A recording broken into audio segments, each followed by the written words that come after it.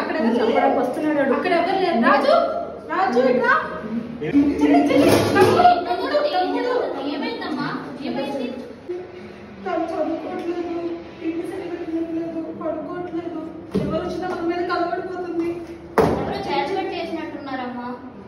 వెంటనే సాయిబుల్ దగ్గరికి తీసుకొని వెళ్ళండి.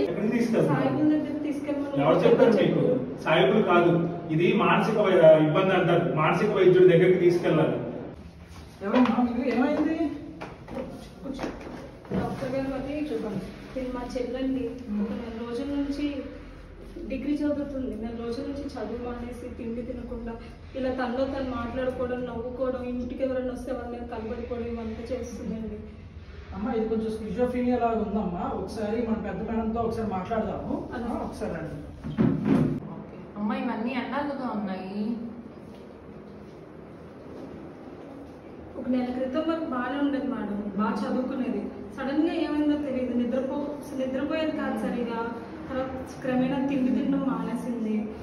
తనలో తను ఒక్కటే రూమ్ లో కూర్చొని తనలో తను మాట్లాడుకోవడం, గాల్లో ఎవరితో కొడుతున్నట్టు చేయడం, ఇంటికి ఎవరిని వస్తే వాళ్ళ మీద కలబడిపోవడానికి వెళ్ళడము, ఇలా చేస్తున్నాం. ఎంత కంట్రోల్ చేసినా అవ్వలేదు.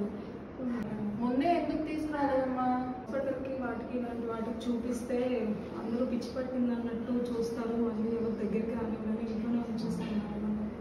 అయ్యో అవన్నీ కేవలం అపోహలమ్మా. అర్థమవుతుందా? ఇది మానసిక ఇబ్బంది, దీన్ని స్కిజోఫ్రీనియా అంటారు. దీనికి మీరు ఎంత త్వరగా చికిత్స చేయిస్తే అంత మంచిది. ఎన్ని నెలలు ట్రీట్మెంట్ వాడాల్సి వస్తుంది మేడం? 6 నుంచి 8 నెలలైనా మినిమం వాడాల్సి ఉంటుందమ్మా. ఆ తర్వాత పరిస్థితి ఎలా ఉందో చూసి చెకప్ చేసి అప్పుడు ఇంకా ఎంతకాలం వాడాల్సి ఉందా లేదా అనేది చెప్తాం.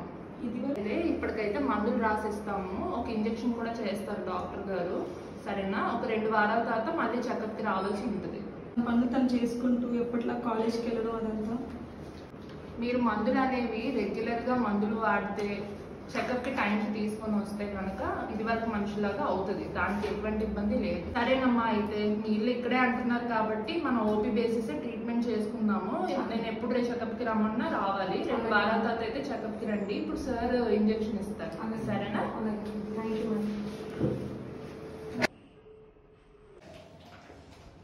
హాయ్ వ్యూవర్స్, ఈరోజు వరల్డ్ స్కిజోఫ్రీనియా డే సందర్భంగా మేము డాక్టర్స్ అందరం కలిపి మీకోసం ఈ చిన్న వీడియో చేసాం. ఈ సంవత్సరం వరల్డ్ స్కిజోఫ్రీనియా డే థీమ్ ఏంటంటే celebrate the power of community kindness. Do like, share, Subscribe for our channel.